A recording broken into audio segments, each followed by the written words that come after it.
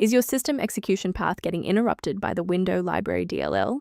I'm Sophie Chen, a senior Windows support engineer, and I'm ready to repair your OS stability. As we look at the manual steps for Window Library, there is also a diagnostic resource for reviewing your overall system health.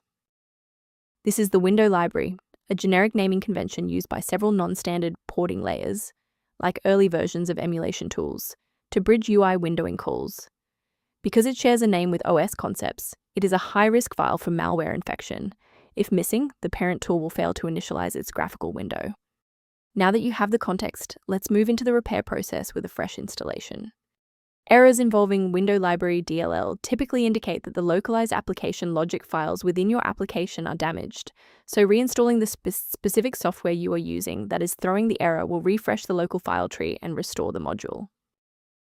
When a standard software refresh isn't enough, we need to bypass the automated installers and look at manual system state resets. A quick system restart is a practical way to ensure that all shared libraries, including Window Library, are being loaded correctly into the current session's memory. To keep this tutorial handy, make sure to bookmark it or hit like button before you reboot. It saves you from having to look for the video again once you're back online. With the reboot complete, check your status. If you're still seeing that error, here is the next phase of the fix. Remember, you can pause the video at any time. Rebooting didn't reconnect the runtime links, so let's go into the control panel and refresh the library files. First, go to Control Panel, then select Programs and Features. Second, find every Microsoft Visual C++ redistributable, 2005 through 2022.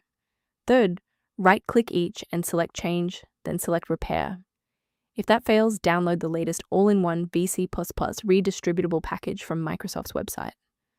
Please note that for DLL files with numbers, the number tells you which version to repair.